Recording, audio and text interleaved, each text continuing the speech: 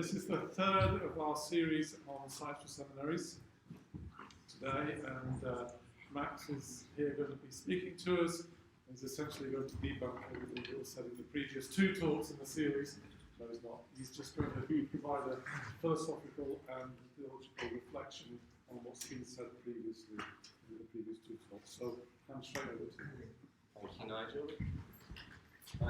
Yeah.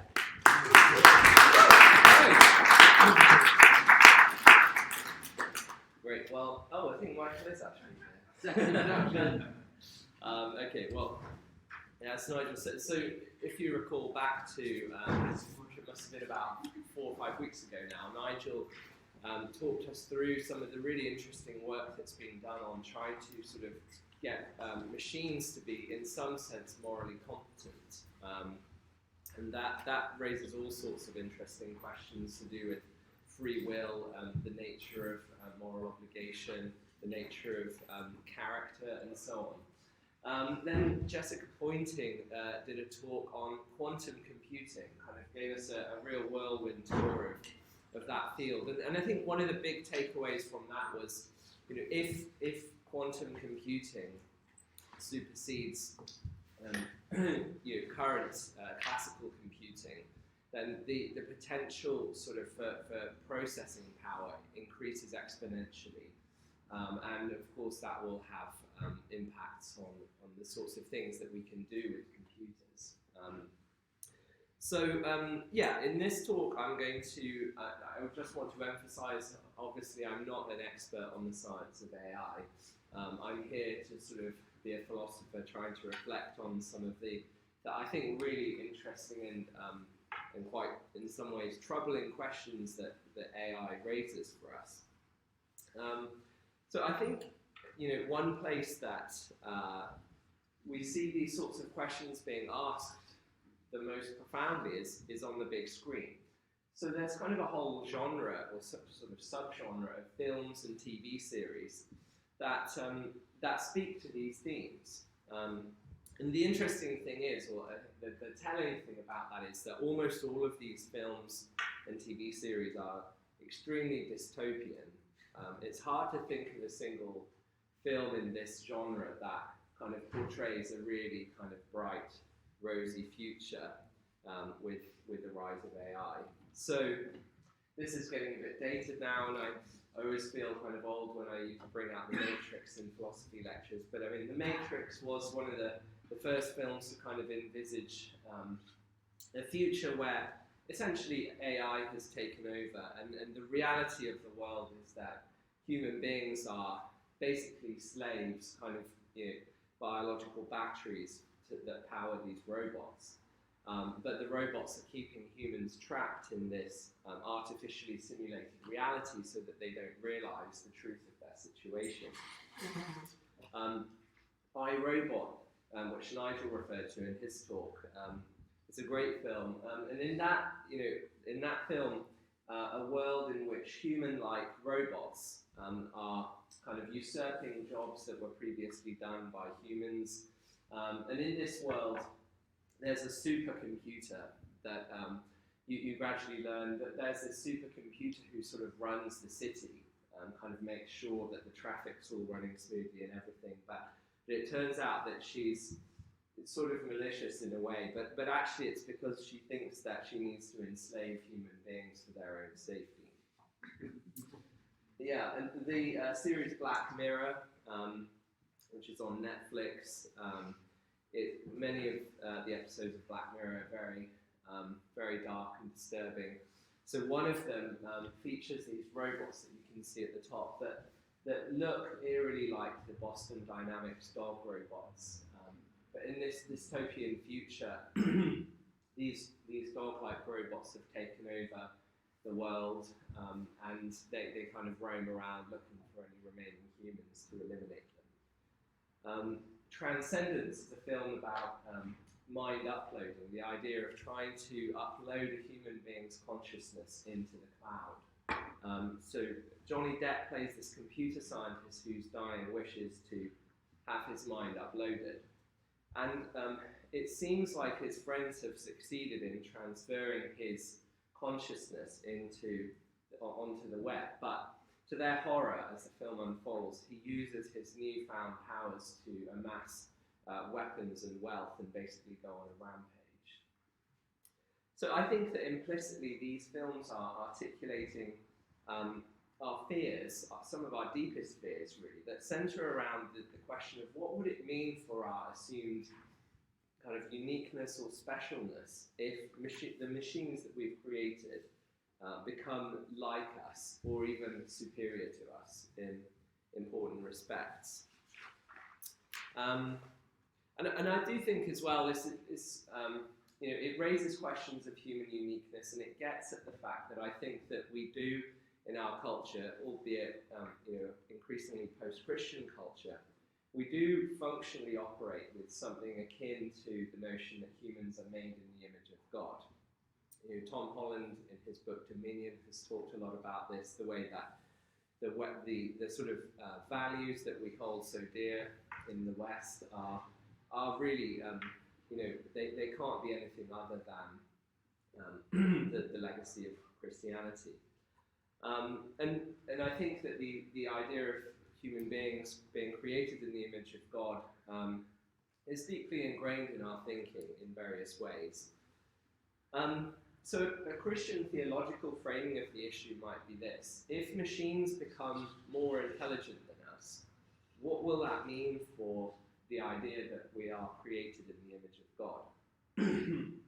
So let me just talk very briefly about two things. So firstly, hopefully this won't be new to most of you, but what is meant by the image of God? And secondly, and this will be very high level, what do we mean by artificial intelligence? Okay, so the image of God, it should be fairly kind of pedestrian. So there's sort of three kind of views that theologians talk about in terms of how we should make sense of this concept of the image of God. So one is what's sometimes called the substantive or ontological view, which says that basically the image of God consists in something about our ontology, our being. Specifically, the fact that we have certain capacities that non-human animals don't have. Specifically, perhaps kind of rationality. Some of the patristic writers located the image in a kind of rational soul. There's then what's known as the functionalist view, which says that basically the image of God is a role that God has given human beings. It's basically a job. And it's the job of partnering with God in stewarding creation, exercising dominion over the world, caring for it, and so on. It seems like most of the kind of biblical scholars think that this is probably what the biblical authors have in mind when they thought of kind of the way that the kings of the Near East were said to be images of God. What that sort of meant was that they were there as God's viceroy, kind of acting on God's behalf. But the difference with the Hebrew conception is that all human beings are the image of God, not just the king. And then there's what's known as the relational view, which was put forward by Karl Barth, which basically says that we image God in our relationality, and specifically we image God's triune nature in our relationality. My kind of approach to all this is, and this is not very original, but it's just to say that there's no need really to see these three views as being in competition. So let's just say with the biblical scholars that the image of God should be taken to be a vocation or a role first and foremost. Well, I take it that the role is one that can't be performed without our having certain capacities, rationality, physical embodiment, and so on. It requires our having a certain ontology. But moreover, the kind of vocation that God has called human beings to is one that necessitates our being deeply kind of relational beings who exist in a web of social relationships, and that we have the capacity for creating symbolic meaning, language, and so on. Okay, what do we mean by artificial intelligence? I mean, partly I really should defer to Nigel on this kind of thing. I mean, I'll just give a very high-level kind of definition. So I think the main thing here is to draw a distinction between two things that we could mean by artificial intelligence. So on the one hand, narrow AI, and on the other hand, artificial general intelligence. So narrow AI is all that we have at the moment. And some people think that it's all we'll ever have. So narrow AI is basically about sort of building algorithms that can extract useful patterns from massive data sets and can solve sort of relatively tightly defined problems. Artificial general intelligence, on the other hand, is where a machine is able to engage in any intellectual task that a human being can. So, in a sense, like artificial general intelligence is a machine that in a sense, at least functionally, can think like a human being. Current AI is a long way off attaining this goal, and I think this would be Nigel's view. I don't want to put words in his mouth. I think Nigel is inclined to think that artificial general intelligence is something we may never have. Okay, so what I'm going to do in the rest of this talk is consider three scenarios in descending order of how likely each scenario is to become actual. And for each scenario, I'm going to consider, firstly, is it possible? And there I'm not going to be so much concerned, well, I'm not going to be concerned with the sort of technical questions of, the sorts of progress we would need in the field of AI, but more the philosophical questions of sort of conceptual possibility. And secondly, if the scenario, bracketing all the concerns about whether it is even possible, if the scenario in question were to become actual, what would that mean for human dignity, human worth, human uniqueness, and so on? So scenario one is that narrow AI gets better and better at extracting patterns from massive data sets. Scenario two is that human level artificial general intelligence emerges. Scenario three is that, and I say some because I think that's inevitable that it would only be some, humans merge themselves with artificial general intelligence, otherwise known as mind uploading. Okay, so scenario one, narrow AI gets much better, much more powerful at finding patterns in huge data sets. In terms of the possibility, I think it's clear that we're already on our way there.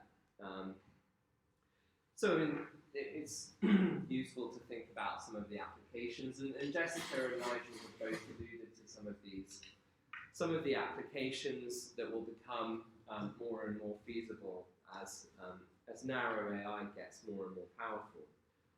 Medical diagnosis, finding new drugs very quickly, autonomous vehicles, which, and the goal of that, of course, would be just that it's much safer, you don't have human error on the road. Automating jobs that have previously been done by humans. And just to be clear, we're not just talking about manual jobs. We're talking about even jobs, traditional desk jobs, that involve sifting large amounts of data. Then, of course, some of the more ominous applications, autonomous weapons, mass surveillance. So let's kind of reflect a little bit on, so I mean, I think we can move quite quickly past the possibility question. It seems pretty clear that this is where we're heading. So what does this mean for our status as divine image bearers? So let's focus on this question of work. So the Genesis 2 mandate makes clear that engaging in productive work is a really important part of human flourishing. there's a kind of dignity in work. And I think it's empirically it's quite clear that the inability to work takes a big toll on people's mental health. So just in terms of what the landscape of employment could look like in the coming decades, the Future of Humanity Institute at Oxford in 2016 surveyed the views of 352 academics and industry experts in machine learning regarding their views on job losses through automation in the coming years. So here's a summary of some of the findings of this survey in terms of what these various experts think will happen. So they think that by 2024, AI will be better than humans at translating natural languages. By 2026, it will be better than humans at writing high school level essays. By 2028, it'll be better than us at writing top 40 songs and driving lorries. By 2049, it'll be writing New York Times bestsellers. By 2053, performing surgeries. And by 2060, they think that AI will be better than humans at pretty much all jobs that exist today. I think these predictions always have to be taken with a pinch of salt. But it does seem like we're heading towards a landscape that's quite bleak for large numbers of people in terms of employment. Personally, I'm wagering that computers will not be able to do philosophy anytime soon.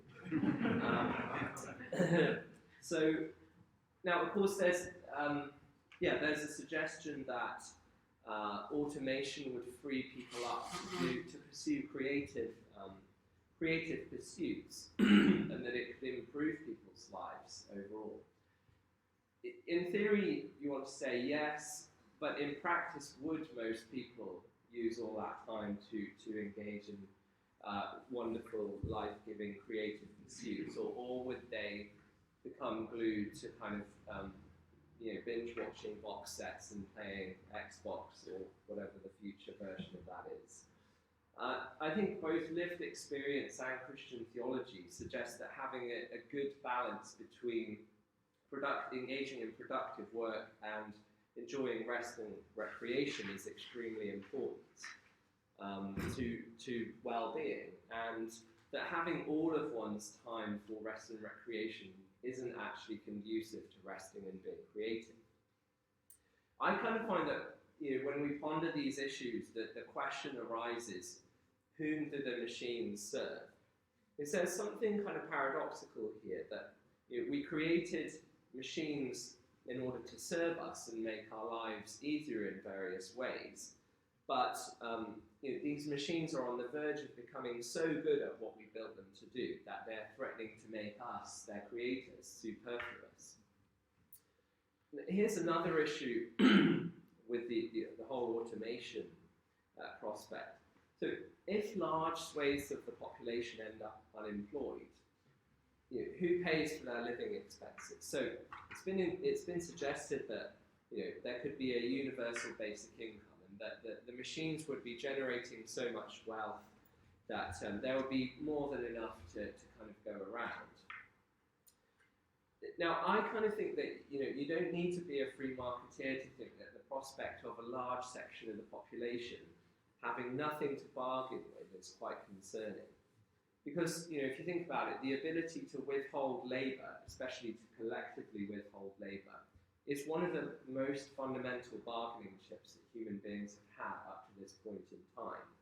So in an economic system where large numbers of people have nothing to offer that machines can't do, they are simply at the whim of those who control the means of production, now the robotic means of production.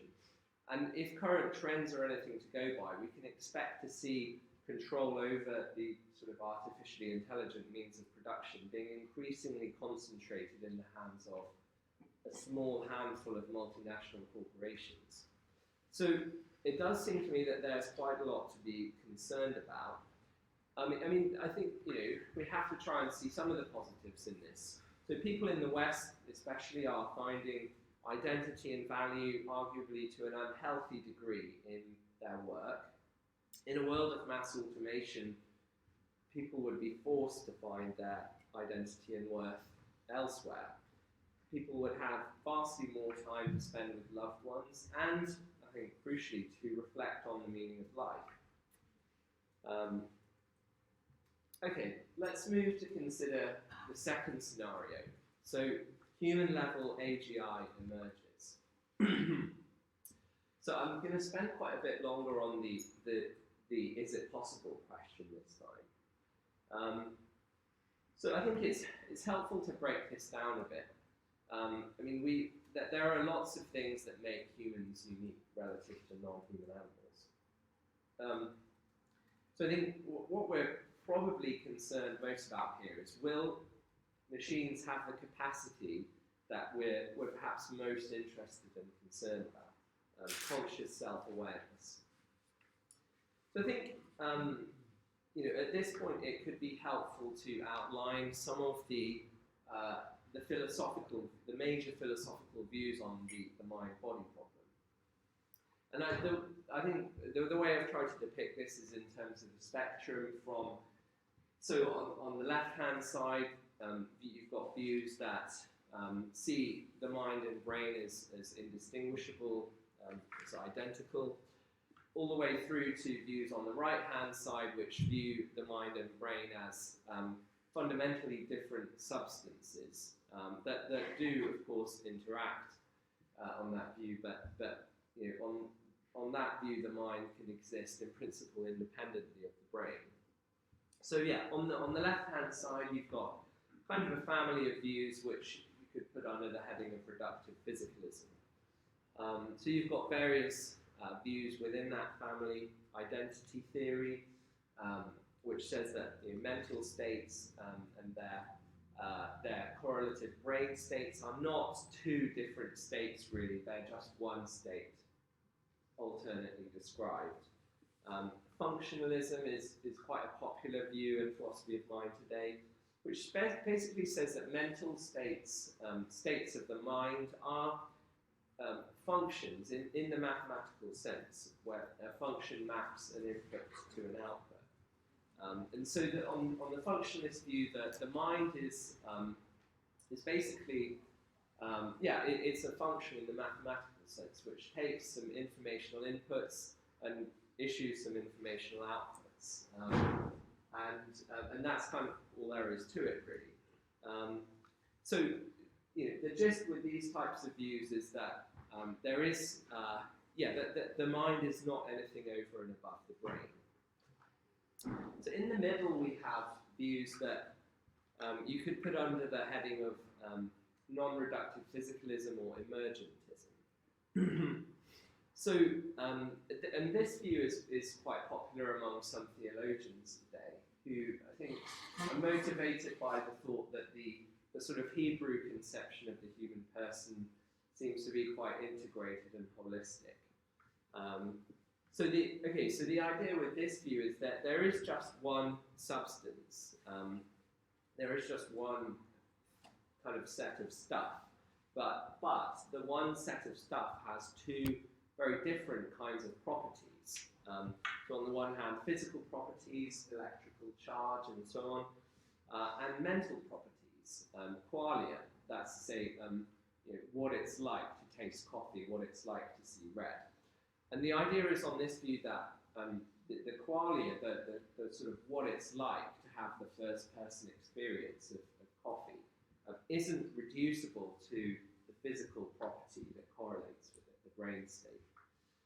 So the picture here is one on which, when physical matter is arranged in certain very specific, highly complex ways, it gives rise to this second type of property, this very different kind of property.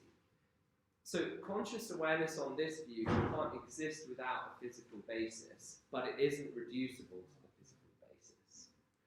William Hasker, who's a contemporary defender of this view, he offers, and he admits it's an imperfect analogy, but he offers an analogy with a magnetic field. So you pass a current through a copper wire and create a closed circuit, and you generate a magnetic field. And so he wants to suggest, the brain is a very complex arrangement of matter, such that when matter is arranged in that way, it gives rise to something very different, a sort of field of consciousness. Okay, so substance dualism, probably a view you're fairly familiar with. So on this view, there are two substances. There are two fundamentally different kinds of stuff. So on the one hand, there's physical extended matter. On the other hand, there's non-extended thinking substance. So this was classically the view of Descartes. Now, most modern dualists, of course, acknowledge that the mind and brain are deeply interconnected. We can see this when brain damage affects people's personalities in really profound ways. So, and one sort of analogy that a dualist might give is sort of, when the keys of a piano become badly damaged, the pianist can no longer play certain songs, but it doesn't follow that the piano is all that there is. So the dualist is thinking of the pianist as the mind and the piano as the brain.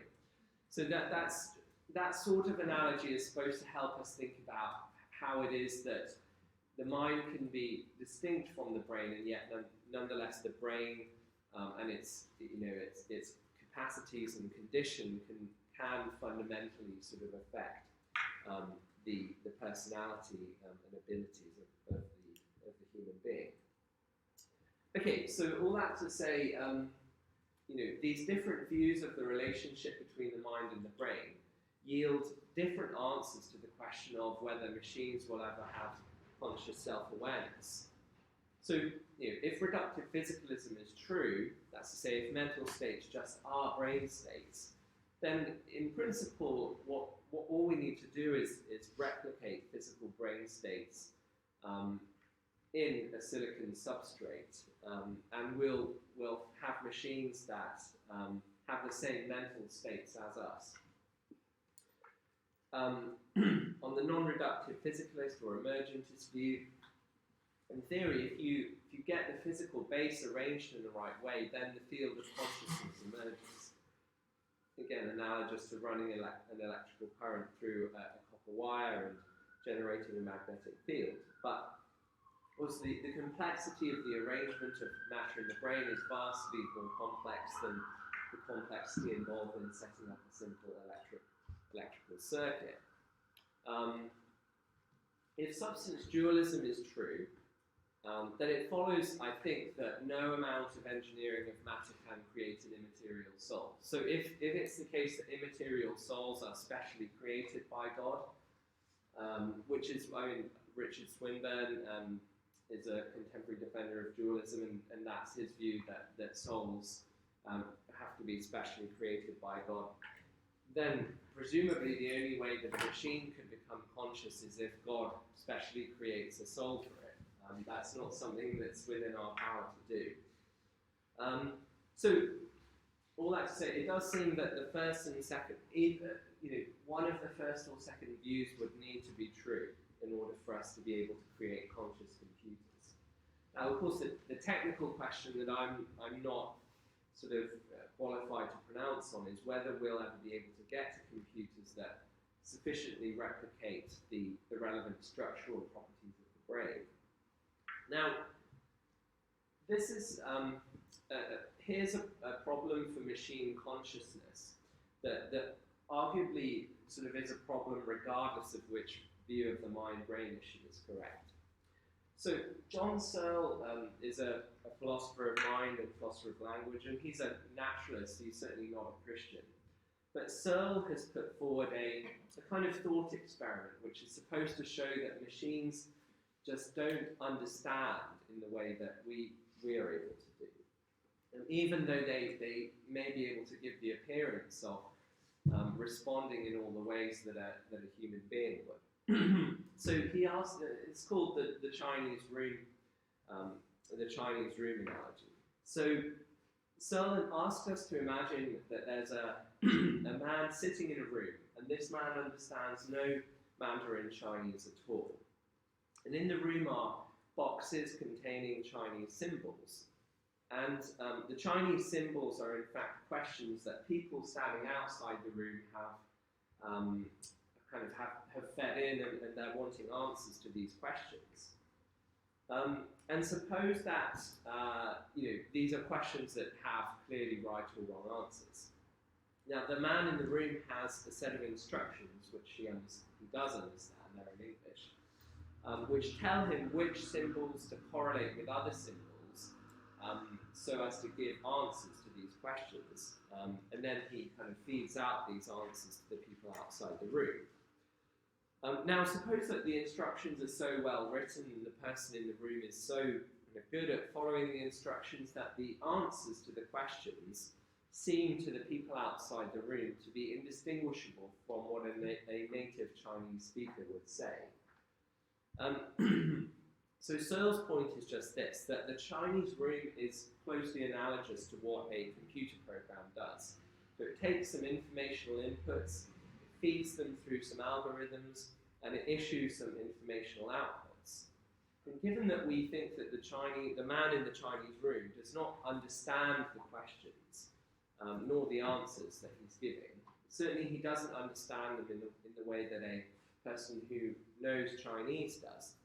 But Searle thinks that we should, by analogy, conclude that a computer program, no matter how well it appears to be indistinguishable from a human agent, does not understand what it is doing. This kind of leads on to, so of course, there's a whole sort of tradition of thinking about computer intelligence, or at least kind of a test for whether we should think a computer is intelligent in a certain sense, namely the Turing test. Can a computer fool you into thinking that it's a real human being? So this all kind of raises a big epistemological question. From the fact that a computer appears indistinguishable in its outward behavior from a human being, what are we entitled to infer, if anything, about its inner subjective states? In philosophy, there's this problem known as the problem of other minds. It's the question of, I know that I have conscious subjective experiences. Now, how can I know that you do? Because all I can observe is outward behavior.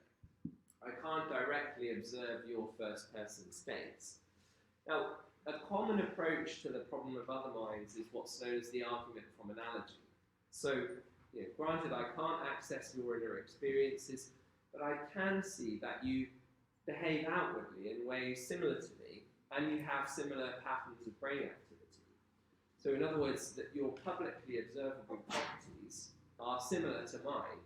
And so the idea is, well, then it's reasonable to infer that, given that we resemble each other in externally observable ways, behavior, brain activity, we also resemble each other in terms of our inner subjective states. And this approach has also been applied in a more limited way to infer animal consciousness. So animals, to some more limited extent, resemble us in terms of brain activity and in terms of outward behavior. And so we can infer that they have some kind of more limited consciousness.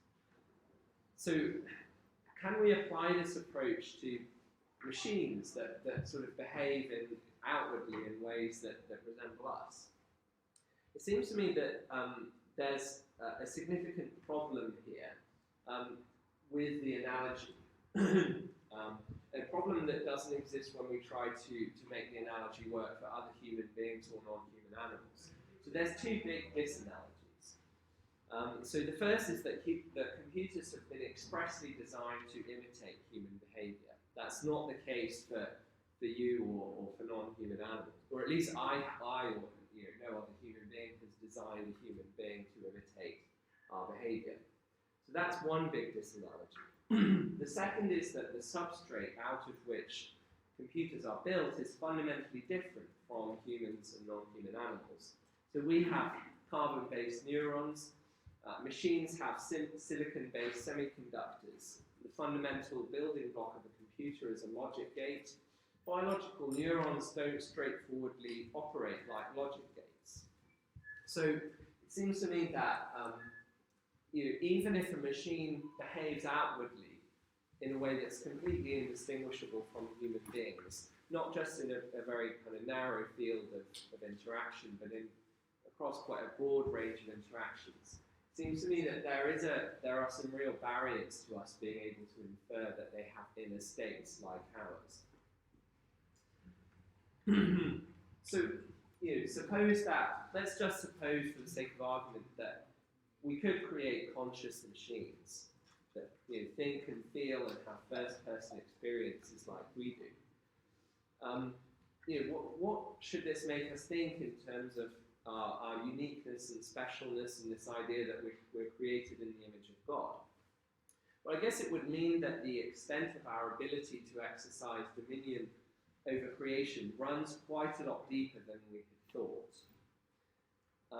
I also think the temptation to think of ourselves as being like God would be immense if it turns out that we can do this. That essentially, that we can create life in our own image, and that there is a long tradition of entertaining dreams or nightmares, depending on how you think of it, of humans creating something and imbuing it with a life of its own.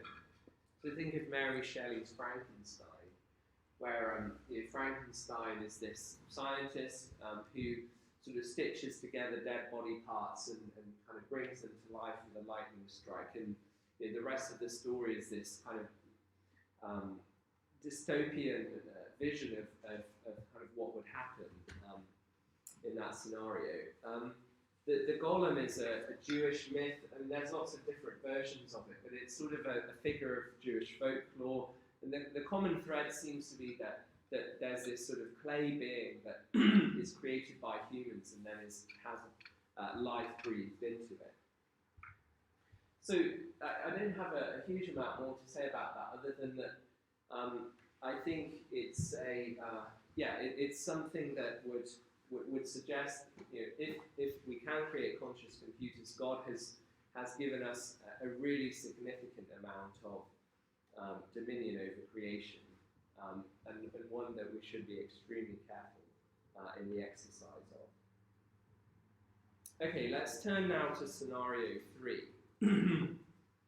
So this is kind of the scenario where we've already got artificial general intelligence, and some humans try to merge themselves with it by uploading their minds.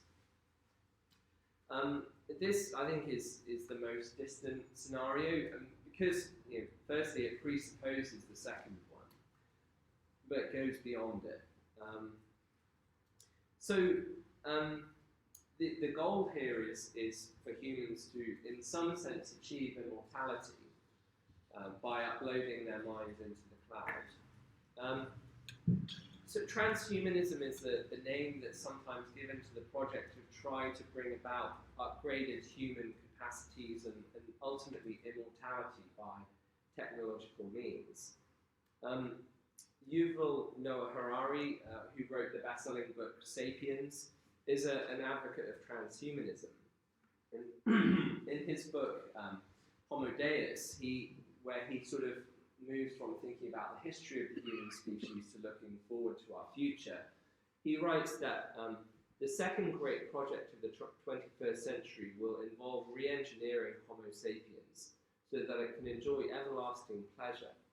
Having raised humanity above the beastly level of survival struggles, we will now upgrade humans into gods and turn Homo sapiens into Homo Deus. So I like the fact that he doesn't beat about the bush. Not all transhumanist authors are so straightforward in what they're aiming at. But Harari is very candid that the end game here is basically to elevate humans to the status of deity.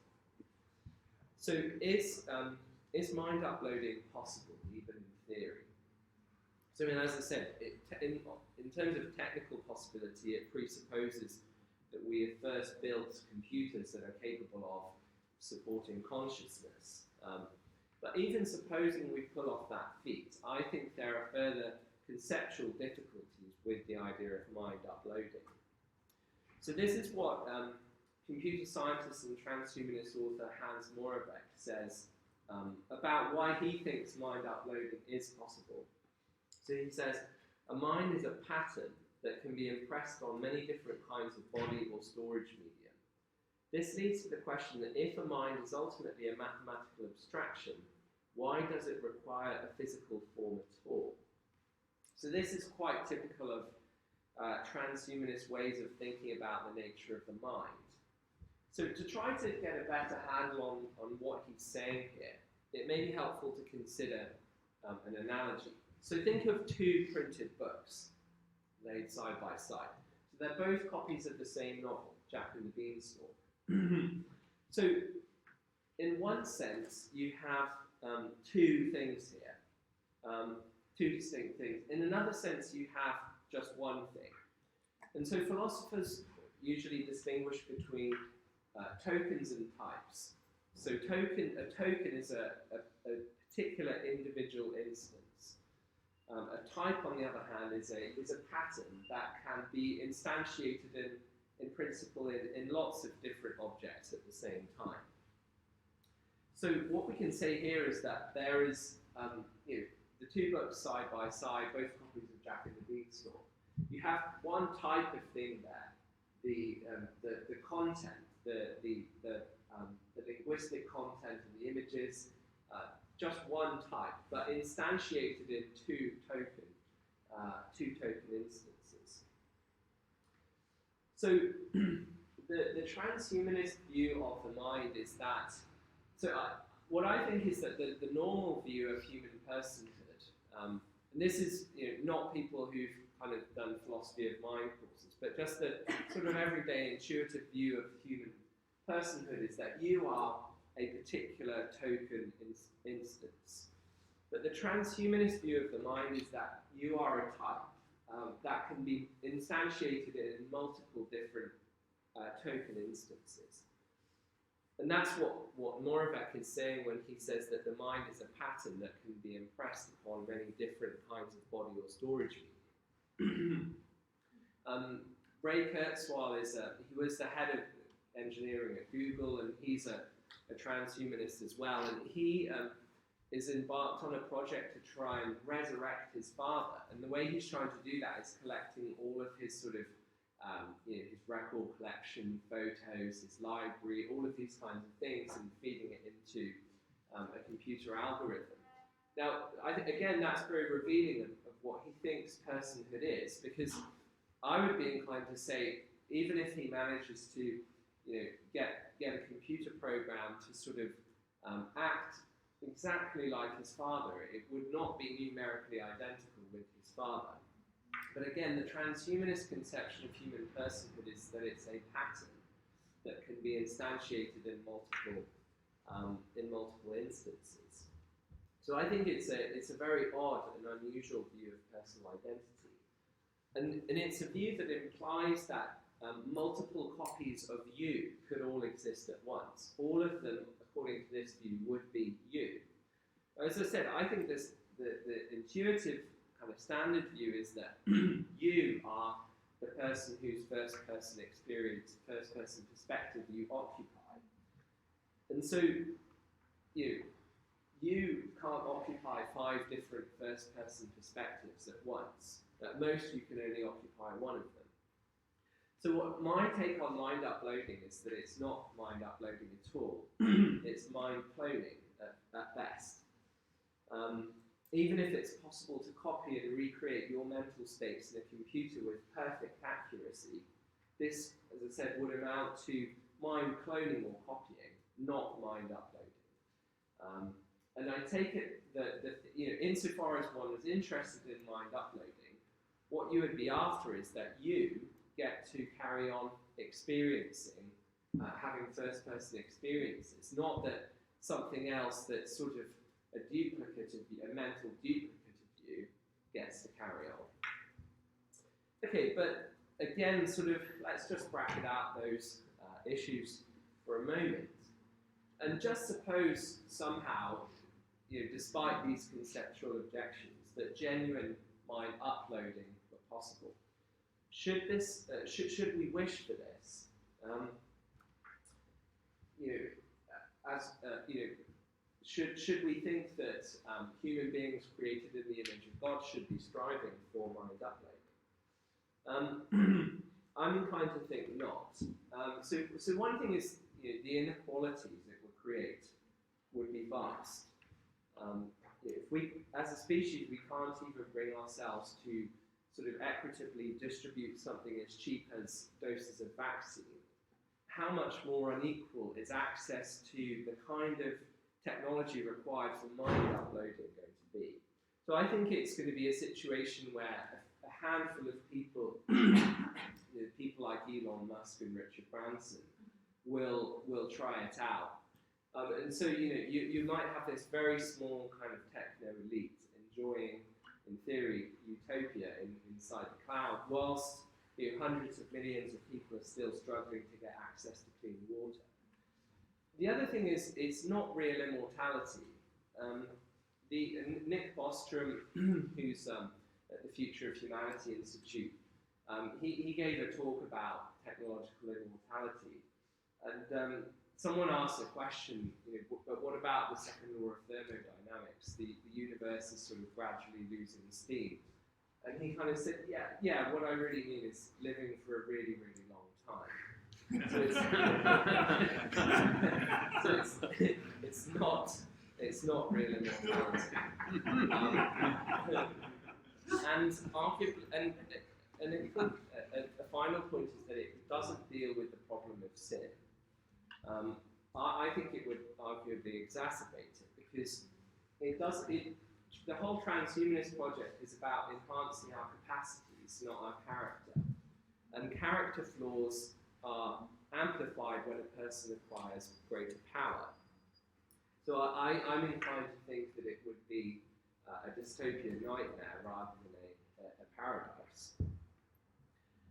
Just a very final quick point. I think the New Testament does have a lot to say about all of this, particularly this idea of trying to become immortal through technology.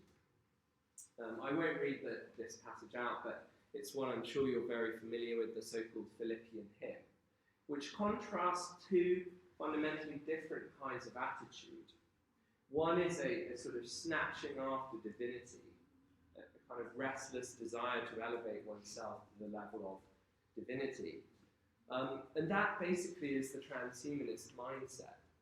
The other is the mindset exemplified by Jesus, who already possessed the status of divinity, and yet didn't kind of press that advantage, but instead allowed himself to be treated as though he were the lowest of the low. Okay, that concludes what I have to say, so I think there is some time for some questions.